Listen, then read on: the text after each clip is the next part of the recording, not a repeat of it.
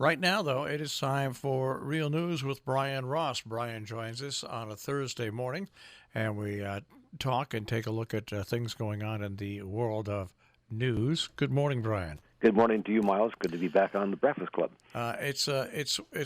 I said before we got on the air that with Donald Trump as president, there's never an absence of things to talk about going on in the United States. The latest is another attempt by the president to really coalesce the government to just be Donald Trump. He certainly has taken on a sort of imperial approach to the presidency. We've seen this in other presidents before, but not, I think, to this extent. Richard Nixon was of that kind of mind. And I guess, they say absolute power corrupts absolutely. Yeah, it's interesting to watching the development of it.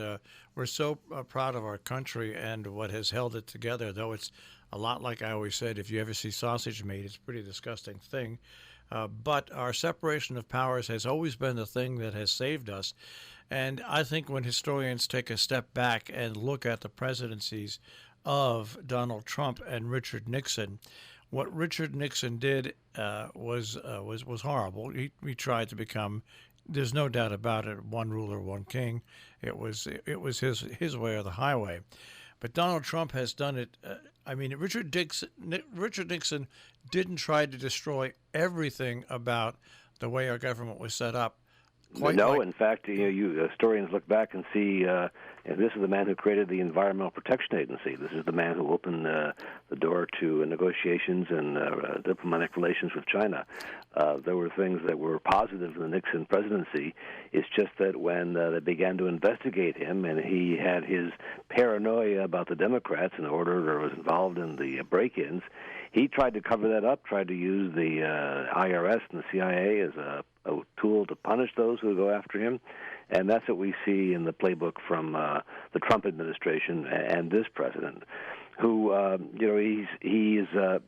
the Supreme Court essentially said his taxes are going to have to be turned over to the district attorney. He's already announced he's going to fight it. That's his right, of course, but and that's what the court said he could do, but it doesn't seem like it's going to go far. I think bottom line, Miles, that a year from now, there'll be a full-throated investigation of Donald Trump and his taxes and his corporation that will perhaps send people into prison. Yeah, it's going to be interesting to see, and it's what's really going to be interesting. And as you have somebody who's actually been an investigative reporter for 99.9% of your life, you take a look at the next 4 months. We have July, August, September, October, and then boom, the fifth month, November 3rd, is Election Day. 16 weeks away. It's a scary thought to look at what's going on and how it's going on, and will it affect the way the ballots are cast at all?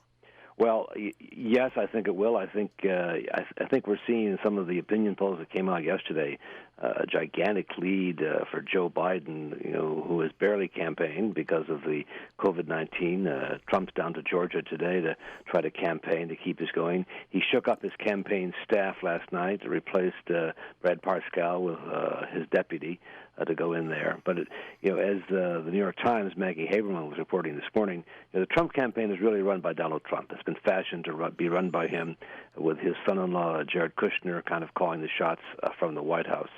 And there was this remarkable performance in the Rose Garden earlier this week where Trump called it a news conference, but he just went on and rambled almost incoherently for about an hour. Of the 70 minutes or so, he took about 6 minutes of questions from the reporters. And the cable news networks dropped out of it, except for Fox, because there really wasn't any news. It was just a kind of free association rally that even when you looked closely at what he had to say, some of it didn't make sense. You couldn't even quite follow, even those who knew sort of what he was getting at. It was hard to follow. Yeah, I don't watch much TV, but I did watch the clips on that, and the networks did the right thing. The first, I think somebody counted all the words. The first 1,000 words were about the topic that he came there to talk about and take questions.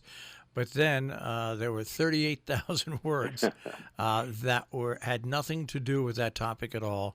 It truly was just a campaign stump speech. And I'm glad finally, the networks have to take some responsibility, because when Donald Trump first ran, they used to cover everything he said all the time, full length. He was ratings magic, and that's why they did it. It's not an ideological position. It's just that they look to see who's watching, and if Trump brings viewers, they'll put it on. I think the magic is gone, though. George Will wrote this very strong editorial in the Washington Post yesterday, kind of one of the leaders of American conservative thought, that the old tricks aren't working for Mr. Trump. His calls to perhaps using some racist language, his calls about law and order, they're not working.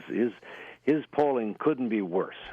Have you ever seen a president that bypasses the CDC to get the numbers first of major pandemics or disease? No, it doesn't even make any sense. I mean, to sort of get into the weeds that way on that issue, clearly he's not trusted. Majority of Republicans don't trust him when it comes to COVID-19, and the majority of Americans feel that he is hurting rather than helping efforts to maintain it. And I think what he doesn't seem to understand is that the economy will come back once the virus is under some kind of control. But right now, the virus is in control. The authorities have no control. They're scrambling to catch up. The governor of Oklahoma now testing positive for COVID-19. This former game show host, Chuck Woolery, who Trump was retweeting, reported overnight, now his son has tested positive. I mean, this is a very vicious, insidious disease that is not being taken seriously enough. And we're not in a second wave. We're in the back end of a first wave, and it's as bad as it could be. And when you look at the way other countries have handled it across the world, there are countries that have handled it extremely well and gotten control of the virus. And right now, my grandmother used to have the old saying, "The horses are out of the barn." Yeah. And it's a question of how do you get them back in the barn at this point? And bypassing the CDC is not I don't think is not the way to get the horses back. Right, and it's not it's a numbers kind of game. For the president to continue to insist that more tests are the only reasons we're having more cases is ridiculous. Look at the hospitalization rates. Look at the death rates. They're all going up. They lag behind the initial infection rate. So the Republican governors who at first were very cavalier about it have certainly changed their tunes. And even in California, where a Democratic governor, Gavin Newsom, was given great credit for sort of flattening the curve there, they're right back in the middle of a disaster. All right, and you can look like Spain. Actually, I think took time this morning to mourn and honor those who passed away of coronavirus, because outside of Italy, Spain had it very rough as well. Yeah, so many places did, and so many places that thought they beat it back are seeing it sneak back in. You let down your guard, this virus will find a way right back in.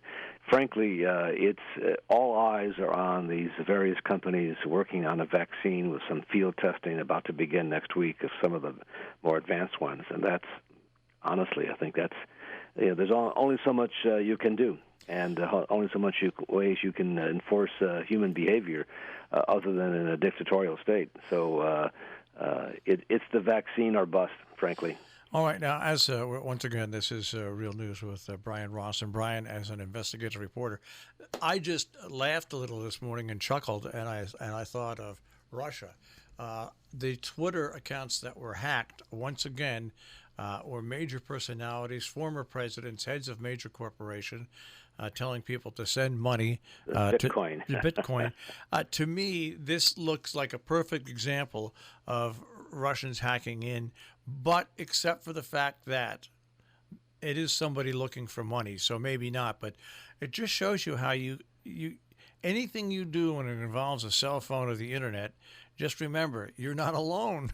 Oh, no, and, sure, Russia would be a possible suspect, but there are so many other players in that field. Other state actors like Iran and North Korea, where they are up to no good, plus huge criminal rings all over the world that see advantages here. They've found ways to steal tens of millions, hundreds of millions of dollars through various online games, holding the data ransom from hospitals and police departments. It's the Wild West out there, right? Still at this point, as we saw with Twitter, which is calling it a very bad day. It was a very bad day for them. I don't watch much TV. I do watch. I have to say this on CNN. I watch what's his name? It comes on at 9:00. Chris Cuomo. No, he's right before Chris Cuomo. How could I forget his name? His mother just died. Cooper, yeah. Anderson Cooper. Anderson Cooper. I do watch Anderson Cooper. I watch about a half hour of Anderson Cooper every night before I go to bed. I try to anyway. And last night he did something very interesting.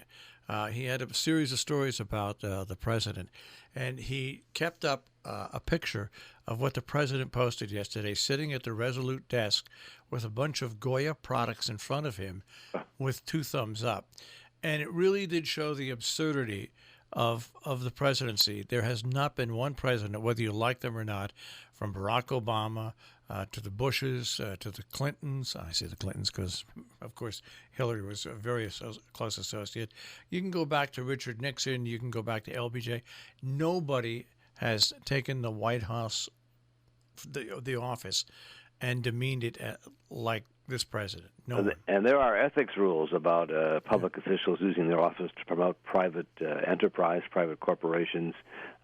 First it was his daughter Ivanka, then it was him, and they're getting a kick out of it. I think it's hilarious. But as you say, to the integrity and the dignity of the office, a lot of damage is being done, I think. As a journalist over the years, have you ever seen anything like this over the course of 3 years? like the Goya, no, I've not. I've never seen anything at all like that. It's I'm not surprised, though, frankly, because we elected somebody whose best attribute was the ability to sell condos. That's what he is. He's a real estate salesperson and a good marketer and a hustler, and a little white lie there, a little lie here. That's what you do when you sell. I guess these real estate condos down in Florida and wherever he's built them. That's who we elected.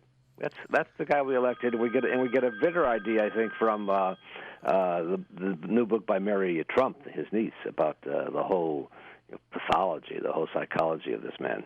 Well, it's interesting to watch, and we'll keep watching Real News and listening to you every week, Brian. By the way, how'd the Hotchkiss Library thing go? Oh, it was great. Jerry Mitchell was amazing, just amazing. All right. Brian, we will speak to you next week. Okay, great, Miles. Take care. Okay, bye-bye. Bye-bye. Real News with Brian Ross here on Robin Hood Radio.